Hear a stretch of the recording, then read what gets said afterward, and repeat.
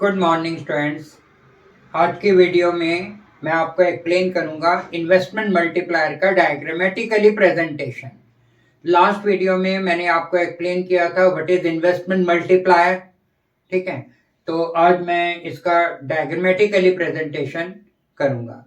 तो दो अप्रोचेस से करेंगे, एक एग्रीगेट डिमांड और एक एग्रीगेट सप्लाई अप्रोच से, और दूसरा सेविंग एंड इन्वेस्टमेंट अप्रोच से।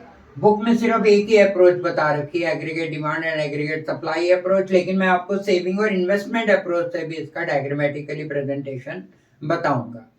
तो चलो आज की वीडियो फिर स्टार्ट करते हैं। वीडियो स्टार्ट करने से पहले मैं आपसे रिक्वेस्ट करना चाहूंगा कि अभी तक आपने मेरे चैनल को अगर सब्सक्राइब नहीं किया तो please subscribe my channel.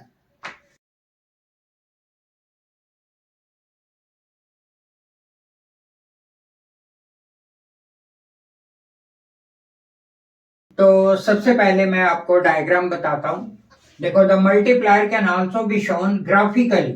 Multiplier को हम ग्राफिकली भी शो कर सकते हैं, एग्रीगेट डिमांड और एग्रीगेट सप्लाई अप्रोच से and saving and investment approach से। तो सबसे पहले मैं डायग्राम बनाता हूं एग्रीगेट डिमांड और एग्रीगेट सप्लाई अप्रोच का। आपको पता है कि 45 डिग्री लाइन ये हमारा एग्रीगेट सप्लाई कर्व है। ठीक है, it is also known as 45 degree line and income line, line of reference, ये 45 डिग्री लाइन। अब हमें एग्रीगेट डिमांड कर्व बनाना है। Aggregate demand curve start above the origin, ये एडी कर्व हो गया। This AD curve is also known as C plus I curve, consumption and investment curve two in two sector economy model. तो ये दोनों curve ई point पे एक दूसरे को इंटरसेक्ट कर रहे हैं, तो ई पॉइंट इक्विलिब्रियम पॉइंट है। According to this equilibrium point the level of income is O Y. ये ओ से लेकर वाई तक इतनी इनकम है इस ई पॉइंट के accordingly. This is the condition before change. ठीक है, अब क्या होता है, अब एक इकोनॉमी में इन्वेस्टमेंट को इंक्रीज किया जाता है। तो when we increase the investment, this investment curve will shift upward. Investment बढ़ाएंगे तो ये जो कर्व है, सॉरी जो एडी कर्व है, ये अपवर्ड शिफ्ट हो जाएगा। तो जब एक इकोनॉमी के अंदर जब हम इन्वेस्टमेंट को इंक्रीज करेंगे, this AD curve will shift upward. तो करते हैं, तो एडी कर्व जो है अपवर्ड शिफ्ट होगा। देखो ऐसे, ये पैरेलल शिफ्ट करना है आपने।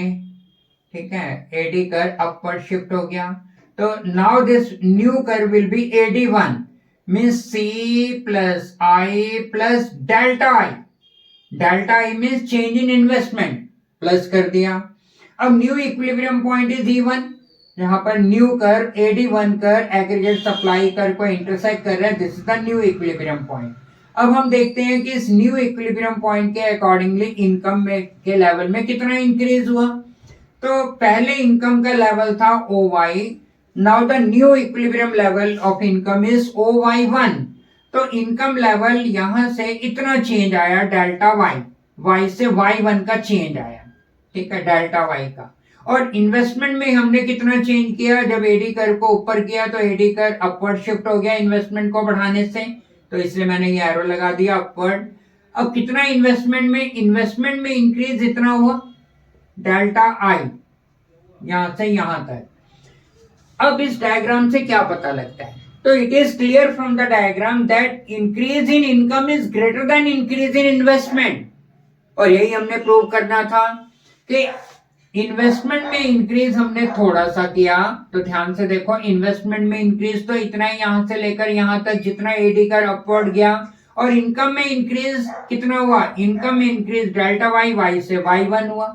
ठीक है, तो डायग्राम से ये बात क्लियर होती है कि जब इन्वेस्टमेंट को इंक्रीज किया जाता है, इनकम में इंक्रीज इन्वेस्टमेंट के कंपैरेटिवली मैनी टाइम मोर होता है। तो डायग्राम में से भी ये बात क्लियर हो गई कि increase in income is greater than increase in investment. Now this is the explanation of the diagram. तो through AD and AS approach से in the given diagram income is taken on X axis and aggregate demand in Y axis. Income को हमने X axis पे लिया है और aggregate demand को हमने Y एक्सिस पे लिया है। इनिशियल स्टेज में AD is C plus I curve, ये वाला जो AD बनाया मैंने AD कर्व, ये C प्लस I कर्व है, एग्रीगेट डिमांड कर्व है। और ये 45 डिग्री लाइन को इंटरसेक्ट कर रहा है at point E, and according to this point E, O Y is the level of income. This is the condition before any change. This is the initial state. OY is the level. According to this equilibrium point, the income level is OY. Now investment is increased by delta I. अब investment को हमने बढ़ाया. Investment को कितना बढ़ाया? Delta I increase किया. और investment को इंक्रीज करने से क्या हुआ? ये जो एडी कर्व है अपवर्ड शिफ्ट हो गया. ठीक है. When investment is increase, AD curve shift upward from AD to AD one. Upward shift हो गया, एडी से शिफ्ट होके वो एडी1 हो गया. ठीक है. C plus I plus delta I हो गया. Now new equilibrium point is E1. अब पहले तो इक्विलिब्रियम पॉइंट E था, अब इक्विलिब्रियम पॉइंट है E1. And according to this new equilibrium point, the level of income rises from OY to OY1. And according to this new equilibrium point, income का level OY से बढ़ के OY1 हो गया. ठीक है. तो it is clear from the diagram that increase in income is greater than increase in investment. ये मैं पहले बता चुका हूँ कि डायग्राम से ये क्लियर हो गया कि increase in income is greater than the increase in investment. So this was the graphical representation through aggregate demand and aggregate supply approach. So now I will explain saving and investment approach. Now saving and investment approach. तो पहले मैं diagram समझाता हूँ. तो इस diagram के अंदर y axis के ऊपर हमने सेविंग एंड इन्वेस्टमेंट लिए और x एक्सिस के ऊपर हमने इनकम को मेजर किया. इनिशियल स्टेज में I is the investment curve and S is the saving curve. ये आपको पता ही है कि जो केन्जियन इकोनॉमिक्स मॉडल हम पढ़ रहे हैं, तो केन्स ये मान के चलता है investment remain constant in an economy. Investment autonomous है. ठीक है. And saving curve start below the origin, और सेविंग कर्व जो है हमारा बिलो द ओरिजिन स्टार्ट होता है because saving is negative at zero level of income. तो सेविंग कर्व ये अपवर्ड स्लोपिंग है, investment curve straight line horizontal है. Both the curve intersect each other at this point E point. E is the point of equilibrium. ये equilibrium point है. And according to this equilibrium point O Y is the level of income. O से लेकर Y तक E point के according income का level है. तो this is the condition before change. अब एक इकोनॉमी के अंदर क्या होता है? इन्वेस्टमेंट को इंक्रीज किया जाता है. हम यही कर रहे हैं इन्वेस्टमेंट मल्टीप्लायर में कि जब इन्वेस्टमेंट को इंक्रीज करते हैं तो इनकम में कितने टाइम ज्यादा इंक्रीज होता है. ठीक है. तो जब इन्वेस्टमेंट को इंक्रीज किया जाता है, this investment curve will shift upward. ये ऊपर चला गया, ये डॉटेड मैंने बनाया न्यू वाला.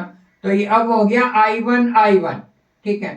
तो इन्वेस्टमेंट में कितना राइज किया? ये अपवर्ड चला गया नीचे से ऊपर. तो इन्वेस्टमेंट डेल्टा आई इतना राइज किया. अब new equilibrium point is E1 where the investment curve, जो न्यू इन्वेस्टमेंट कर्व है I1 इंटरसेक्ट सेविंग कर्व को E1 पॉइंट पे इंटरसेक्ट कर रहा है.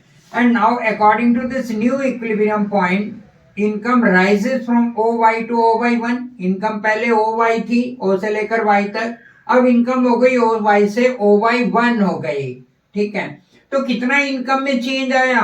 इतना आया Y1. ये डेल्टा Y हो गया, Y से Y1. और इन्वेस्टमेंट में कितना चेंज आया? I से I1, डेल्टा I. तो क्या पता लगा डायग्राम से? तो डायग्राम से हमें पता लगा, it is clear from the diagram that increase in income is greater than increase in investment. तो इस डायग्राम को आप क्लियरली ध्यान से देखो. इनकम में तो इंक्रीज इतना ही, यहां से लेकर यहां तक, Y से लेकर Y तक ये ज्यादा है डिस्टेंस. और इन्वेस्टमेंट में इंक्रीज इतना है डेल्टा I. तो इन्वेस्टमेंट में इंक्रीज कम है और इनकम में इंक्रीज ज्यादा है. ठीक है. अब इसको हम इसको डायग्राम को थोड़ा सा एक्सप्लेन भी करना पड़ेगा. ठीक है. तो अगर आपको मेरा वीडियो पसंद आ रहा है तो please like, share and subscribe my channel. तो through saving and investment approach इसका explanation है. In the diagram income is taken on x axis. तो डायग्राम के अंदर इनकम को हमने x axis पे लिया और y axis पे हमने saving and investment दोनों को लिया है. I is the investment curve and SS is the saving curve. Both the curve intersect each other at point E. मैंने बताया आई इन्वेस्टमेंट कर्व है, एस सेविंग कर्व है, दोनों कर ई पॉइंट पे इंटरसेक्ट कर रहे हैं and according to this E point O Y is the level of income. According to this equilibrium point level of income is O Y. Now the investment is increase. अब एक economy में investment को बढ़ाते हैं. तो जब हम investment को बढ़ाएंगे, when investment is increase the investment कर शिफ्ट अपवर्ड, तो वो नीचे से ऊपर चला गया. ये आई से शिफ्ट होके आई वन हो गया, अपवर्ड शिफ्ट हो गया. ठीक है, from I to I one. New equilibrium point is E1. अब ये पहले तो इक्विलिब्रियम E था, अब नया इक्विलिब्रियम दिस E1 पॉइंट पे हो गया and according to equilibrium point, और ये जो न्यू इक्विलिब्रियम पॉइंट है उसके accordingly the level of income increases from OY to OY1.